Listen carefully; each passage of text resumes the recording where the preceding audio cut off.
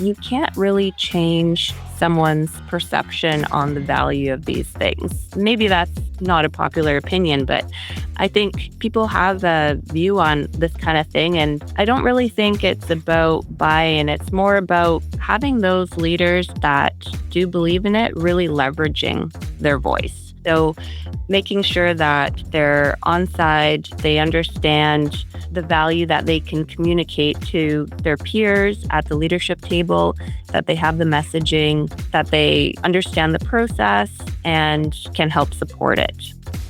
Welcome to Voice Activated, the podcast dedicated to unlocking the power of employee feedback. I'm Sean Fitzpatrick, founder of Telemap and your host. In each episode, we'll dive into real-world examples and best practices, as well as some lessons learned from employee surveys, pulse checks, focus groups, 360s, and more. If people are at the heart of your business, you're in the right place. Expect open conversations, practical advice, inspiring stories from companies that are getting it right, and some reflections from those who've hit a few bumps along the way. Tune in, listen up, and let's activate the voice of your employees. In municipalities and local government, change is often viewed as something handed down from the top. But in my work with municipalities, I've seen at times a different approach where culture change doesn't always come from a mandate from above. It can come from within, by someone who may not be in the boardroom every day. Today's guest reminds us that leadership can come from anywhere in an organization, particularly when it's grounded in trust, listening, and aligning action with the direction of the organization. Marta Taylor is a manager of strategic initiatives for the City of Port Moody, where she leads everything from corporate planning to diversity, equity, inclusion, Indigenous relations, and accessibility. Her work really lives at the crossroads of culture, systems, and community, where she's built a reputation for turning employee voice into real operational shifts. In this episode, we talk about how the City of Port Moody approaches employee feedback and change, and what it takes to keep employee listening open and honest, and not just a check-the-box type exercise. If you're leading or involved in driving culture change inside today's municipalities, or any complex organization for that matter, this one's for you. Marta, welcome to Voice Activated. Thank you so much for having me. I'm going to jump right in, and as we go through this, we'll probably get a bit of a sense of who you are and how you approach some of this work. But just tell me a little bit about your current role at the city and previous roles maybe, and how you got sort of involved in the employee survey and how it fits into the responsibilities you've had. So I've been with the city for about the last 7 years, and my role has evolved from being a corporate planning advisor to a manager of corporate planning to now manager of strategic initiatives. But the entire time, really, I've been supporting the executive and leading strategy and corporate planning at the City of Port Moody, which means I often act as a connector between big picture goals and on the ground realities. So as you mentioned, my portfolio has included a very wide range of topics, and usually they're the ones that are kind of cross-organizational in nature. It's interesting. You don't often see this role, or I haven't seen it as much in municipalities, or maybe there are there, but I just haven't seen them involved as much in the survey side. So I think that's interesting. Yeah, it's been a really great opportunity for me to be able to be involved in this because it is a big interest area of mine. And I do think that it's often nested within human resources. And I have been working very closely with that department, but it's been really great to have that leadership opportunity in this area. It's an interest of yours. What sort of drew you towards employee feedback, employee engagement, or sort of in that area? What tweaked that interest? I really want to hear people's true thoughts and opinions. I don't like to sugarcoat things myself. And I think that sometimes we get caught in the perception of how things are going. And unless we really hear from staff at all levels of the organization to ground truth that, then we don't really know. And I really feel passionate about having a workplace and a workforce that's caring, leaned in, thriving. And I think that hearing from our staff is one of the best tools we have in order to achieve that. Yeah, it can be a very powerful tool, especially if it's done right. It could be a real powerful tool. Going back even before you're at the city, I noticed in one of your profiles, you were, I think it was legal aid you worked at, and you were involved with lawyer engagement, which I don't know if that's around the same sort of thing, which is historically lawyers are probably one of the challenging groups to them and doctors. They seem to be in the same bucket around understanding sort of what drives and motivates them. So you've been involved with this for even previous to joining the city in terms of understanding. Yeah, and I think it is something that goes across my time in my career is just trying to really understand what's happening on the ground for people. And, instead of constantly running into the same issues, let's figure out what's at the root of it. And then by hearing voices from whoever our clients are, whether it's our staff or lawyers or whoever we're working with, our stakeholders, being able to create structural change from what we hear on the ground. I guess I'm wondering, because you've been doing this for a while then, here and then even at previous organizations, has your view of surveys evolved at all since you maybe started doing that, what you did and how they've changed? Have the thinking around how you approach them or think about them changed or evolved? Honestly, not really. Like I've always had that employee voice or stakeholder voice as being really central to shaping structural change in the workplace. So I've always just really cared about that and wanting to see that materialize through surveys and then the action that follows. Yeah, the follow-up part. So being involved with surveys, there's often the planning component and, getting things up and organized and stuff like that.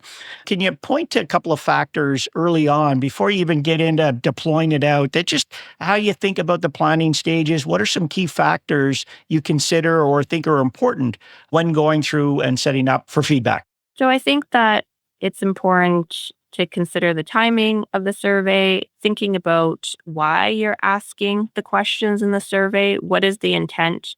That goes for a survey for any reason, whether that's a public survey or for your own staff. Because if you don't know what you're going to be doing with that information, then really you might be wasting everyone's time. So you have to be really clear on the why. And then I think just for the planning piece, thinking through all the different steps to get you from pre, during, and post survey are really important so that it could be well coordinated and have all the right people involved at the right time. Can you share a specific example when you've done planning really well, or maybe not so well, where it made a difference? Something, okay, we did this and boy, it really paid off in spades down the road, or boy, we missed this and we should have thought about this earlier on because it sort of come back to haunt us a little bit. Is there any specific examples you can think of or tools or techniques that you've used? Well, I think for when things have gone sideways, I'm sure a lot of organizations dealt with this, but with COVID, that really took us off the track. We had done the survey in 2019 and we're ready to launch into our focus groups and start doing the follow up action. But then COVID happened and we didn't get back to it till 2022, which is a really long time, obviously, but there were just so many other competing demands at that time. And, by the time we had the focus groups and determined the actions, there'd been so much lag. And I think that's hard for staff to feel like, they provide their input and then they don't see action. And then the other challenge with that is our next survey we did just recently at the end of 2024.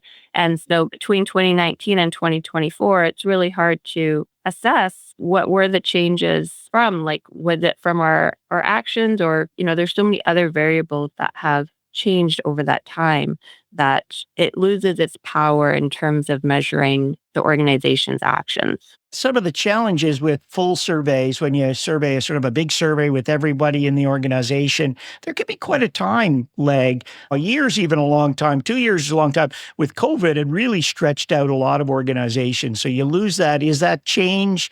We've improved, but is that because of we've done something, or that's just because circumstances in the environment or culture or the staff has changed. So there's so many variables that the longer the timeline goes out, the less confident you are with, yes, we've had an impact, or no, this is outside of our control. It just happened type of thing. Have you thought about or have experienced, using pulse surveys or quick follow-up? Because we're seeing more and more of that, not just in municipalities, but in all organizations where they'll do still full surveys, but then they'll do quick pulses or follow-up pulses in short, just to get a quick sense of, okay, how's this going? What's working? It might be every 6 months. It could be every 12 months. What have you seen around that or have explored any of that? Yeah, I'm really interested in that idea. We haven't done that at the City of Port Moody, but I've certainly heard about it and, have considered how that might be implemented. One thing that we have been doing is at our all staff meetings, we have the opportunity for staff to either ask questions or provide feedback in an anonymous way.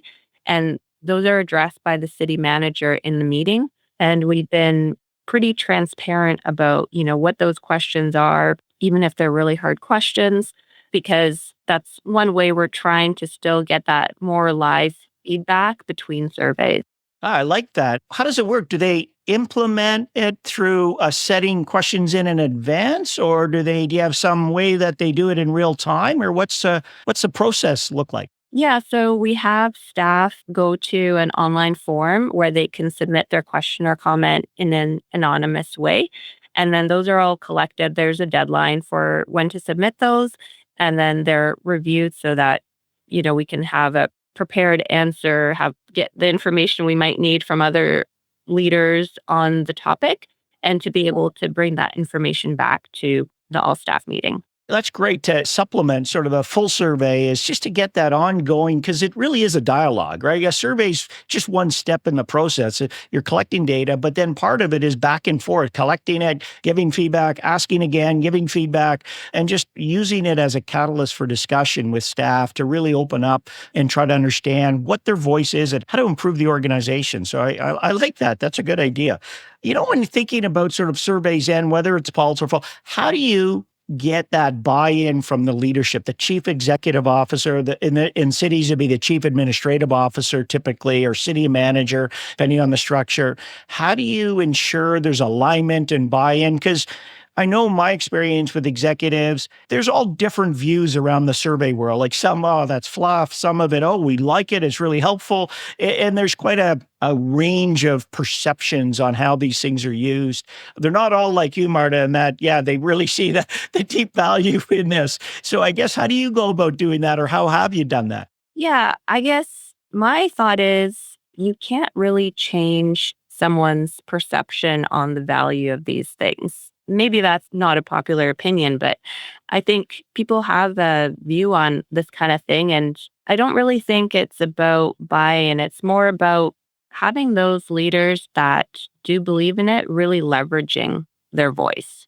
So making sure that they're on side, they understand the value that they can communicate to their peers at the leadership table, that they have the messaging, that they understand the process and can help support it. And we've been very lucky because at the City of Port Moody, I would say our leaders generally are very bought into this process and the value of hearing from our staff and are always keen to see the results. So fortunately, we haven't had, deal with the challenge of leaders that are not very leaned into this.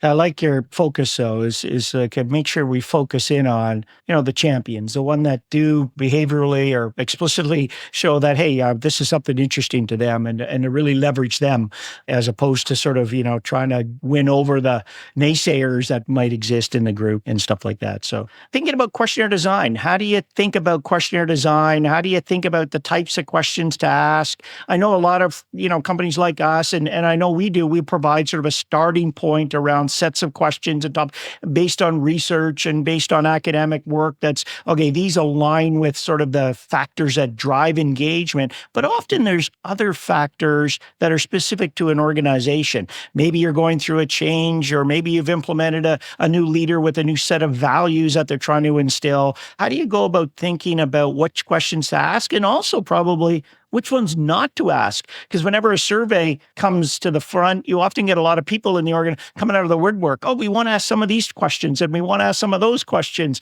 So how do you balance, figuring out what to ask, but also how to balance, how to keep the survey focused? Yeah, I think that we have really valued the questions that Talent Map provides for the benchmarking. And so we do err on the side of using those questions because, it's just so valuable to be able to see how your responses stack up to other public sector organizations. And where we have added questions or changed the wording, for the wording where it just doesn't feel right in terms of our own organizational culture, maybe the question is just worded in a way that we don't think will land for staff. And so we did tweak a few questions for that purpose. And then we did also add some questions around organizational change because we have been going through quite a few changes and a lot of new strategies and plans for the public and internally. And we wanted to see how staff were feeling about how we plan for that change and how we communicate that change. So those were ones we added. I would say that I think we included too many questions this time around. There was some feedback around the length of the survey.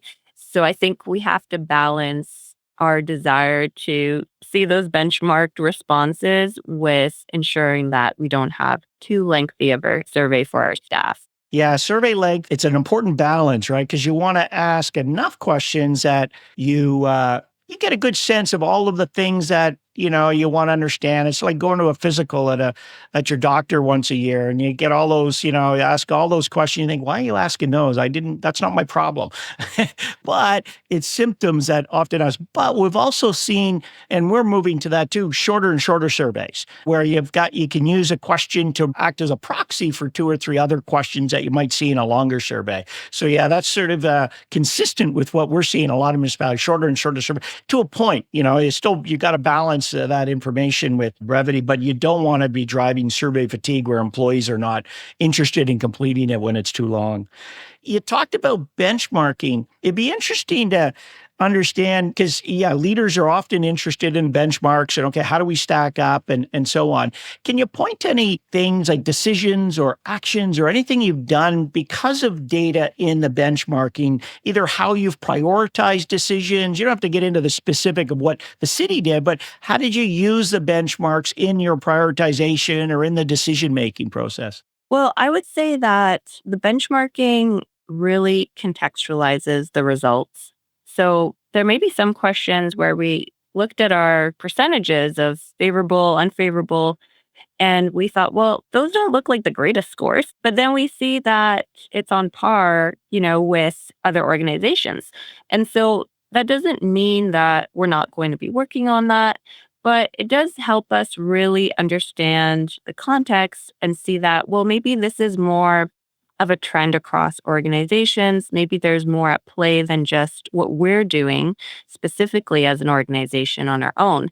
And so I think it helps us see what the urgency is to dealing with some of those topics, in an area where we scored lower and we're also much below the benchmark. Well, that to me is a bigger red flag that that's something we need to work on than when we're at the benchmark. That's good because you're right. Like there's a couple of things often you see in employee feedback. You've probably seen them over the years. Things like information communication. Employees always want more and different, and that's a real hard nugget to crack because there's top down community, there's bottom up, there's department to department or silo to silo, whatever. That's one. Compensation's another one. We want just pay them more and that'll solve. But it's funny. Often organizations do see what you saw there is our comp scores are they seem low compared to all the other ones. Hey, but the benchmark's low. I guess we're not doing so bad. So we often see that type of thing. And that I like how you use that to sort of help prioritize. Okay, how urgent is this versus, we got to be aware of it. We got to be on top of it and align with it. But maybe it's not number one where we got to really put a lot of effort and energy into it. So using that to compare, I think that's interesting. We talked about all the good things about surveys. Have you ever had a survey initiative or part of a survey that just went sideways and just didn't perform well or just, failed or whatever? And what did you learn from that if you had one of those? And you may not have, I don't know. It's just if you had one, it'd be interesting. Because often we always talk about what's working, but it's also good to know what didn't work and why. I haven't had a survey that's gone totally sideways, but I'm always learning with each iteration what went well, what didn't go so well. So, I would say for this last survey that we had, one thing that I realized could have helped is if we'd pre planned some of our communications and actions, before the survey results got shared, because especially when you're managing a diverse portfolio, and there's always emerging new demands, it's really easy for things to kind of fall to the side. And because I know how important it is to quickly follow up on those survey results and show staff that we are acting on it, I think that's one thing that, I really learned this time around was to just be better organized ahead of those survey results first going out so that we're all queued up with all the communication and next steps, not just in theory, but in really practical ways. Yeah, that's something I think, if I understand you right, we hear from a lot of organizations around closing the loop. So you do a survey, maybe you did the previous one, you're going out to do another one, and there's a lot of initiatives that happen. Some of it informs a decision that speeds up the decision. Some of it informs a decision to slow down. And it's not always directly, oh, the survey said this, so we did that. Sometimes it is that, but sometimes there's other things at play. And then the survey just sped up that decision because, wow, maybe we should move this along.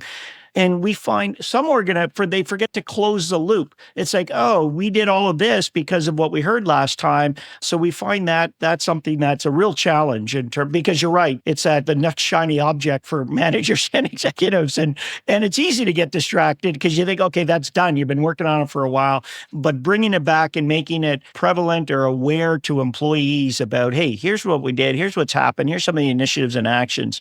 That seems to really have a big impact, but it's hard to do. It's not easy. You guys aren't the only ones if that's sort of part of the challenge that you're dealing with. Well, one of the things that we do, because our results from the staff survey are followed up by the focus groups, and then there's recommendations that come out of those. And those really inform our organizational development plan. And so whenever we have any communication around a project or initiative that has a connection to that organizational development plan, we put that branding in the email as a way to remind staff that, we are making progress on all of these different initiatives and helping to make that linkage for them. That's good. Yeah, that connection all the way through. I think that's really good. And it's something organizations, I'd like to see them practice that more in terms of branding some of this process and feedback and then linking it all in. You talked a little bit about focus groups. Maybe tell me a little bit more on how you organize a focus group. Which ones do you get everyone involved? Do you only select a few groups? How do you manage the dynamics in there? And then the other one you talked about is it informs and helps you plan your organizational development plan. Focus groups can be messy, right? You get all kinds of ideas and suggestions. And how do you get that to a point of actually using that in a way that really is tactical and useful to be able to drive effective plans? So last time around with our survey, we had two groups and they each had 6 sessions. So like an intro session, a closing session, and in the middle, there were 4 sessions, each on a driver. And so altogether, there were 10 sessions that we held. What's the average size of a group? I think we had about 15 people. Okay. How long? Is it a 2 hour, an hour, 2.5 hours? We had like the intro and closing sessions were an hour, and then the driver sessions were 2 hours. Okay. And it was comprised of staff at the union level because we really wanted to hear from that group and without having the necessarily any trepidation around sharing with managers in the room. And then for the closing session, we brought back all of what we'd heard throughout and the recommendations and had a list of all of those that were well articulated recommendations summarized from everything that we'd heard. And then we did, a bit of a democracy style process for both groups to identify what they felt were the most important recommendations out of everything that they discussed. And then we brought in our city manager and our GM of corporate services, and the different staff groups within that focus group presented their top recommendations to those leaders. And then the recommendations as a whole, I brought to our executive team, showing the prioritization that the focus groups had done. And they reviewed all of those in detail. And it was also part of a day-long workshop that we had for the executive to investigate, their own ideas around what was needed to improve the organization, where the gaps were, where there were opportunities. And so combined with that employee focus group feedback and the executive's own analysis, there was a marriage of those two to really create our OD plan. That's fantastic. It's a really good structured way of approaching it.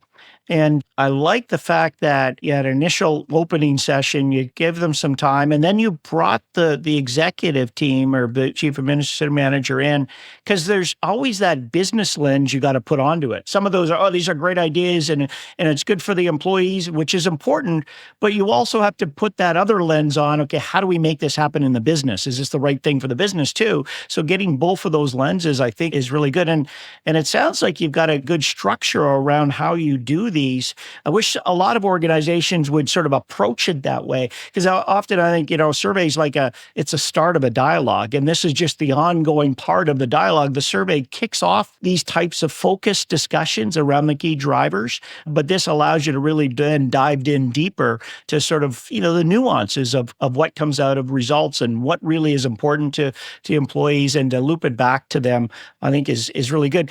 When's the last time you did one? Was this the more recent one you did around the 2024? So we had our survey in 2024, and I'm organizing our focus groups now for that. Oh, perfect. So you did this one, was the last 23, I guess, or something like that would have been, or 2019?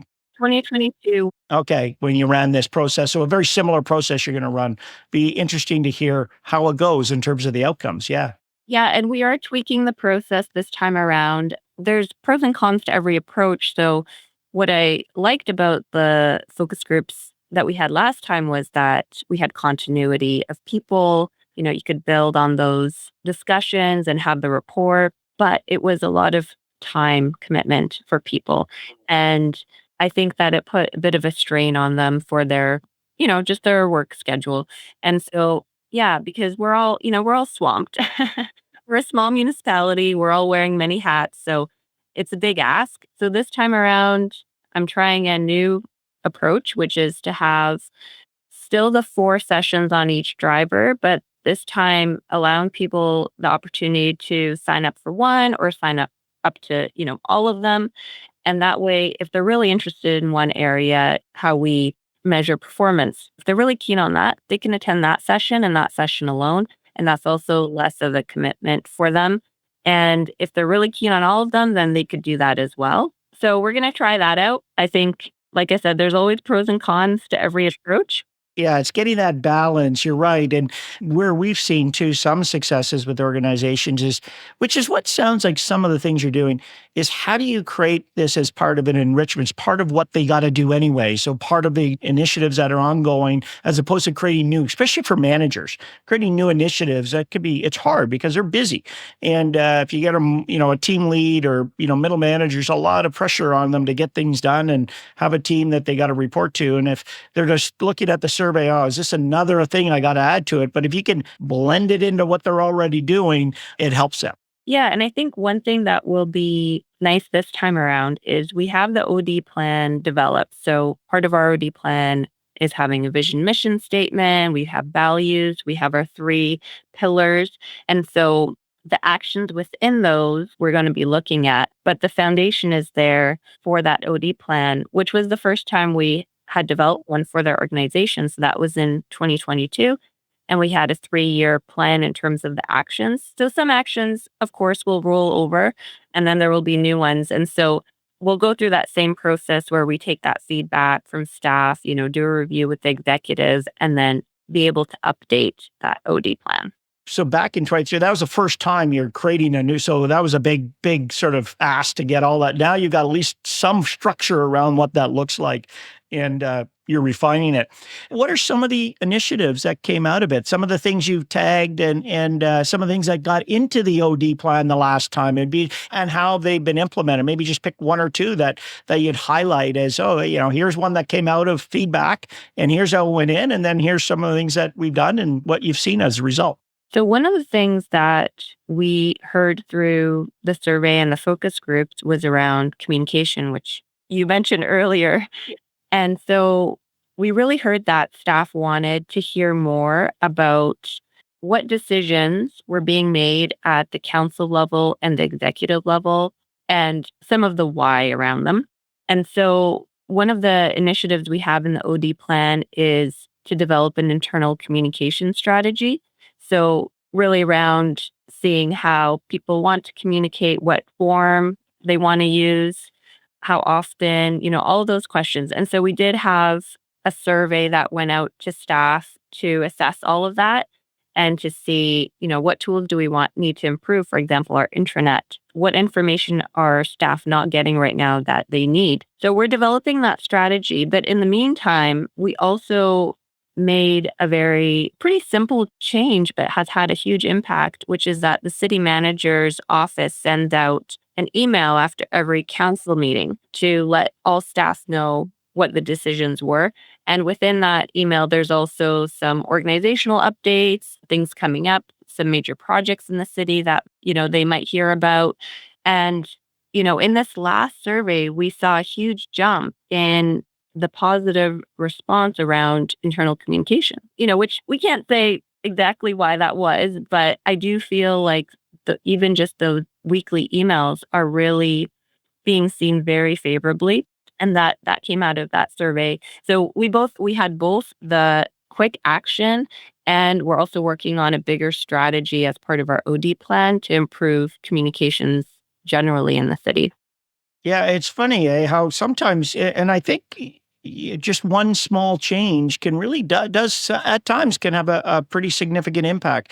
Because I suspect when that email, not everyone probably reads it, but everyone talks about it, right? Someone says, "Oh, they brought this up," and so even though I may not have read it, maybe my coworker tells me about it, and that's another way I get informed of what's going on. So simple things like that can really have a positive impact, and hopefully they not taking a huge amount of time off the city manager's desk type of thing. So no, I like that. That's good. It's a good tangible thing that you see as an outcome. That's fantastic.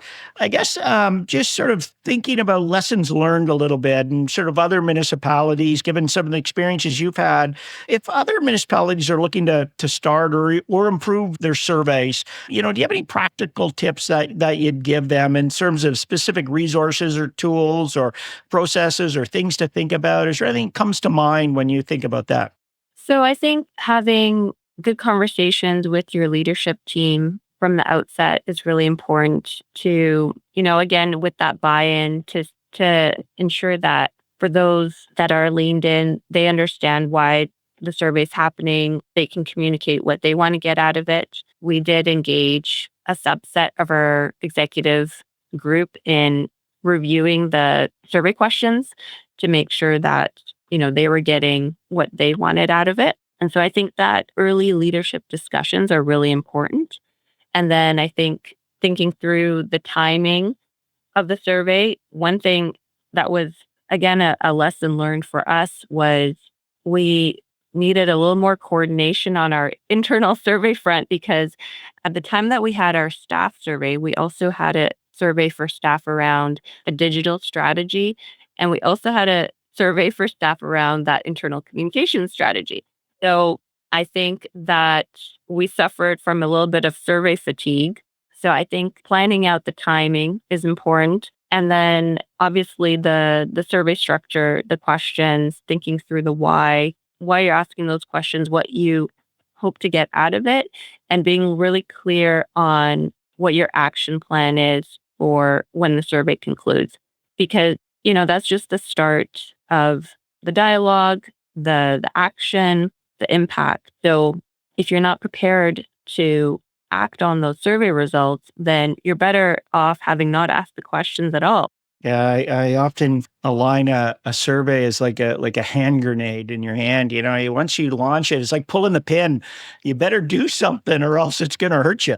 And so it's good to think about it that way. So I agree with you. You got to be ready to act on the results. Otherwise, don't ask the question in terms of what's out there. One last question I just want to ask, and then we'll wrap up. This has been fantastic to hear sort of some of these insights just around action planning. Here's one thing you talked about. How do you go about tracking it or getting your managers to follow up on it? Or what's the approach or framework? And organizations are all over the map on this one. Some of them just leave it sort of laissez-faire. Any manager could do what they want. Just make sure you share some of the results. To other ones have a very strict process around tracking and initiatives and stuff. How do you guys approach it? So I would say that the bulk of our actions will be in that organizational development plan. And that allows for a really structured way for us to capture what those actions are, who's the lead on it, what the time frame is, all that kind of project reporting information that you need. For the actions that are specific to departments, I've asked the general managers to pick 2 or 3 actions that they want to focus on for their department. Of course, every department is unique and has their own needs. And so the OD plan, that may not hit their biggest pain points. And so that's what I've asked. And the reason, it's only 2 or 3 actions is just to make it a bit more feasible.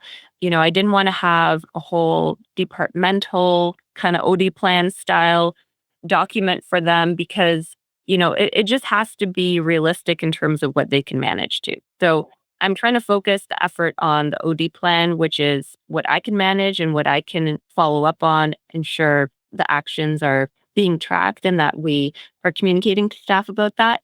And then at the department level, having a couple of actions that hopefully are hitting the biggest areas for them. And then just having kind of ongoing conversations with those GMs about that. Interesting. Okay. Yeah. That's good. I like that. You're giving them that something that for managers at the department level, something that's achievable. Because if you give them too much, they just okay. No, I got to do something else.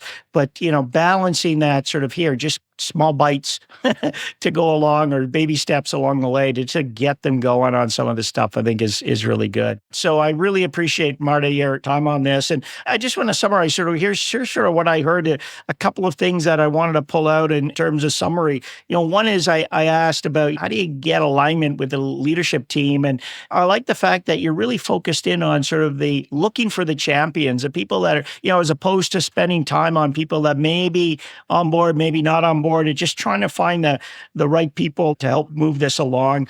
You touched a little bit on benchmarking and how you use that data and how it helps you prioritize some of the initiatives. You might think, oh, we got a low score. But then when you look at the benchmark data, oh, maybe we're not doing so bad because everyone has a low score on that. So it helps you, okay, we're still important, but maybe it's not a priority right away. So I thought that was useful and helpful for others on the listening audience.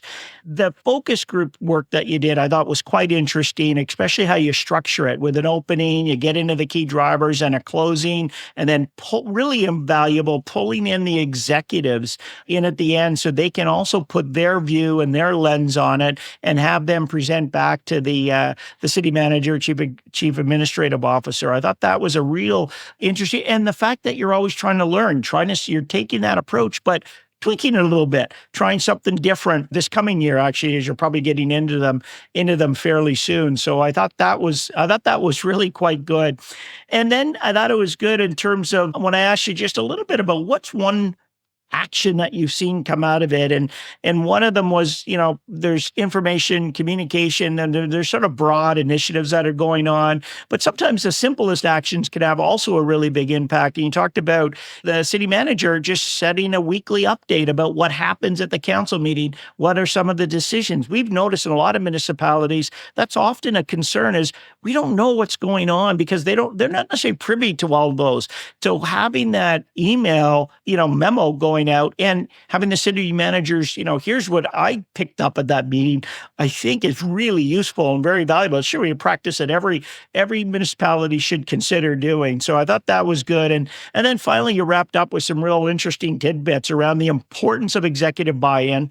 They make sure you got the leadership team aligned. Timing, you talked about that. That's always an important thing. And particularly, what else is going on in the organization? If there's other initiatives that are going on, how do you tie it into that? Or maybe it's got to be pushed ahead or delayed a little bit so the timing is right and it fits in with sort of the other business context.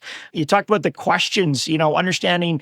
Don't ask a question if you don't feel you can do something with the results, critical. Sometimes it's, that'd be nice to know. Yeah, it'd be nice to know, but are you going to do anything with it? And if the answer is no, I think that's something that's really, really important. So I think you really covered a lot of really good stuff. And I think it was really helpful to have a sense of what you guys are doing there and how you're approaching it. And it's good to hear your level of interest and involvement and in understanding the voice, the voice of employees. So thank you very much. That was great.